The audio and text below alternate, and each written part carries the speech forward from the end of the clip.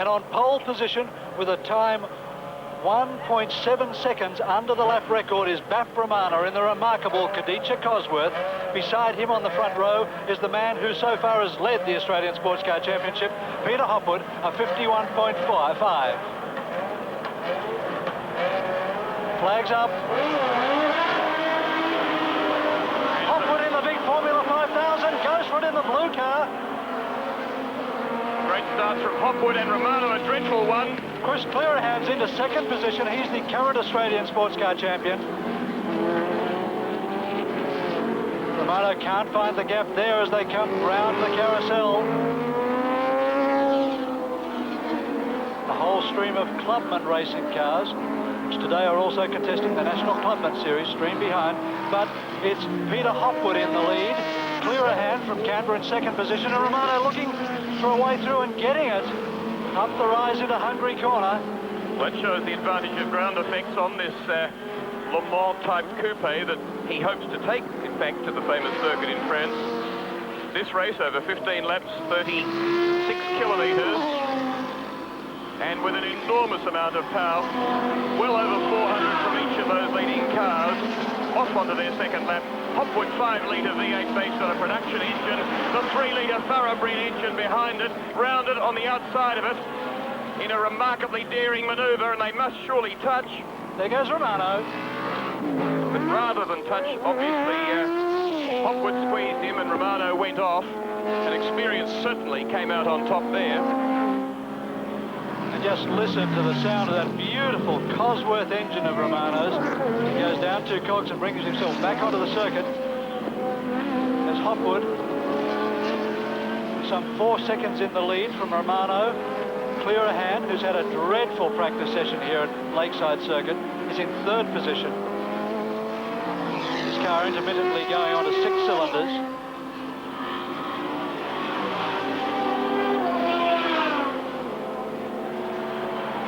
52.7 that lap for Peter Hopwood. 163.8 kilometres an hour average. Around the 2.4 kilometre, fairly bumpy, very tight and twisty Lakeside circuit. This car, enormously wide, over 2 metres, 7 feet 3 it is in fact. And look at the way the ground effects car, under the development eye of Wayne Eckersley, the Formula One mechanic that was behind Alan Jones's World Championship win in 1981, and surging past and playing pretty dirty. Peter Hopwood furious. Look at the fist waving. And that'll wind up the 38-year-old Sydney driver. That is a very dangerous bit of driving, actually, because that's a very fast and tricky bit of circuit, and Hopwood did not like it.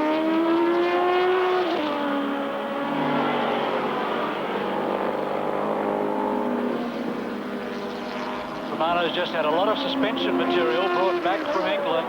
Eckersley has basically rebuilt the back of the motor car since it collapsed at Oran Park in the third round of the Australian Sports Car Championship. Never made the grid, in fact, because the suspension collapse occurred in practice. And now the car is really up to Formula One specifications in the rear end and is giving Romano a lot of confidence in the motor car. An enormous amount, actually. He really is going for it. He's not a greatly experienced driver. Romano has done a 49.84 second lap. The first sports car lap of Lakeside Circuit under 50 seconds. And pulls almost 2 seconds off the lap record. His own lap record, 51.9, 167.5 kilometres an hour. And he's shot that up to well over 170.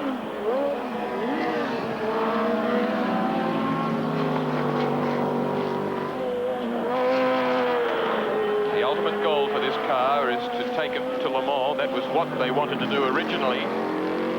Wayne Eckersley says that's a long way off, and if you get really serious about it, you have to stop racing and start doing 24 and 36-hour test sessions, which is what Porsche does, and that's the mark that you'd be trying to beat.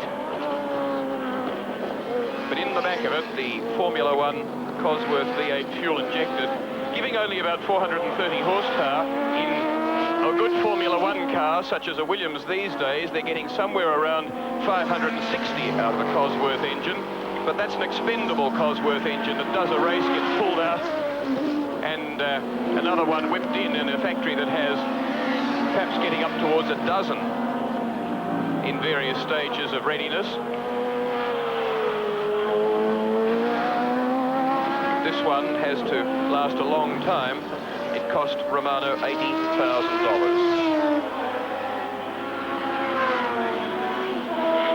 6.4 seconds is the gap from first to second place. Back to Peter Hopwood, who currently leads the Australian Sports Car Championship on 73 points from Chris Clearahan on 53. In fact, up to third place at the moment is Keys Coppenol. No, he's changed places again. He's gone back to fourth, and back to third goes Chris Clearahan, who's been in that position every lap but on the fifth. So Coppenol is in fourth place. Fifth place is Carl Gibson, powered by a Repco 3-litre V8 engine, a Formula One engine of much older vintage, going back to the middle 60s. And then in sixth is car 9, Wesley McClellan, the first of the Clubmans, a cheetah. The car, in fact, that won the Clubman National race here earlier today. Hopwood back in second, like Romano, now weaving his way through the traffic and the thunder, the basso profundo note from the big 5-litre V8. Very much more restful on the ears than the loud, raucous shriek of the Cosworth motor. Lap 7 completed, half distance gone. Final round of the Australian Sports Car Championship to be contested in 2 weeks' time at Winton in Victoria. After which moment that car is up for sale, and a pretty good buy. It's $20,000 is the price tag on it. Remarkably reasonable, in fact.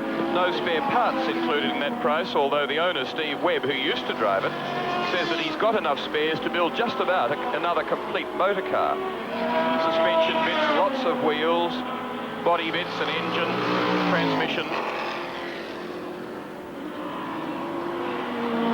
Webb, in fact, has bought a Rolt RT4, the ex-Nelson Piquet car. Jacques Lafitte car. And he and Hopwood will be campaigning that vehicle next year in Formula Pacific races in Australia. 9 seconds the gap from first to second position, as there's Clearahan in third place. Clearahan, a Canberra car dealer, who's running on tyres which are some 5 years old. In fact, he didn't get to practice in the first session of practice yesterday, simply because the local tyre fitters out here couldn't work out how to fit up his tyres on his vintage Formula 5000 wheels, and forced him to miss the first session of practice because of it. Have a look at the difference between the first three cars. The closed, sleek, ground effects white coupe of Bap Romano, the race leader. The enormously wide and ferocious-looking Steve Webb-owned car being driven by Peter Hopwood in second, and this car in third, all of them Kadichas built by Barry Locke, so showing some fairly different design philosophies from different periods. The Bap Romano car, the newest of the lot of them. And giving Clearahan a real hurry up is car 6, Paul Scott, in the Kadicha 2-litre.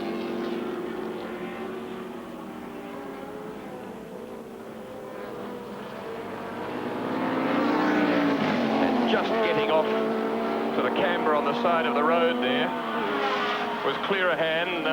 You can see the reason that he is using so much track. It's because car 6, Paul Scott, right on him. Scott with a 2-litre 4 valves per cylinder BDA Ford engine underneath his car. A very handy car around the tight bits. Much more able to get constantly onto the throttle and drive it hard through those sections where the 5-litre motors, which are heavy and with an enormous amount of grunt, tend to be an on-off operation all through. And that's the way they are at 2/3 distance. So let's see what Scott can do to Clearahan through the carousel, this tight section that goes on for a very long time and is very handy in a car that can be booted through hard. Clearahan with a new sponsor this time around, the Wang Computer Company. He's very grateful to them because without their help he wouldn't have been here at this meeting, nor would he be able to get to Winton for the final round. He's a man who really does enjoy his motor racing, even on a very limited budget. He must now be a calculating driver, I'd say. Up the top of the second section circuit, and again, this section that suits, as you can see, the small car. And while this pair are dicing for third and fourth, here is the race leader, Baptiste Romano. A man that's dabbled in a lot of sports and done fairly well at them, among them rugby and hang gliding. Very determined now to press on with his car racing. And this, far and away, the fastest car he's ever driven, and driving it, I think, very creditably. He's driving it pretty hard, he's learning as he goes, he's not afraid to make the odd error, but on the other hand, avoiding major errors. He's not doing a bad job. He spent last weekend, in fact, at the British Grand Prix and picked up quite a few clues there as to how to make the Cosworth engine really fire, including his gear changing. He just hadn't been able to come to grips with the method of gear changing before. And you listen to him now, he's very crisp, very clean, much better. He's not one of life's battlers, although he was driving to the circuit yesterday in the transporter that brings the truck around, because he's the only one in the team with the license that enables him to drive the truck. Somebody else came up in his current model Rolls-Royce with the number plate BAP 00. So that car, worth about double the value of his already very expensive Rolls-Royce, which awaits him back in the pit area. Peter Hopwood second.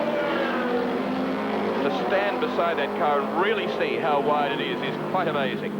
It's a gigantic motor car. And that's no small one either. Down the other end of the circuit at the carousel. Rising section of circuit there. A little bit lighter over here, and then squirt down through the back section. And a tricky back section indeed. Fifth gear. And you can see how bumpy the track is. Hard brakes there and up the hill. In only 13 laps, 14 laps, Romano has lapped all but the top four competitors in the first round of the Australian Sportscar Championship, round 4. The order behind him still Hopwood second, Clearahan third, Scott fourth.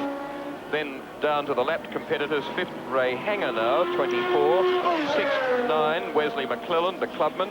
And seventh, 27, Peter Tighe in a Mallock U2 clubman, the 29-year-old son, one of the sons of famous engine builder Ivan Tighe. The gap between first and second drops to 9.9 seconds, having been out as far as 17 seconds. And on his last lap, we wonder if Romano has some difficulty or whether he's simply been ordered by his pits to slow down and ease it to the checkered flag. Romano's taken one win so far in the Australian Sportscar Championship this year. That was the second heat of the Adelaide International Raceway round. He's failed to either start or finish in every other round until now.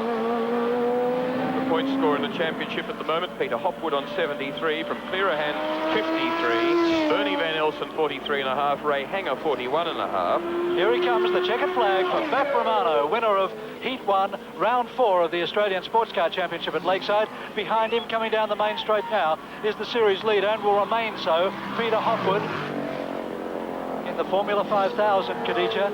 And in third place, the dice having been resolved and opened up by about 3 seconds, will be Chris Clearahan from Paul Scott. Romano's average speed for the race over 100 miles an hour, 161.3 kilometres per hour, in a race time of 13 minutes, 22.66 seconds.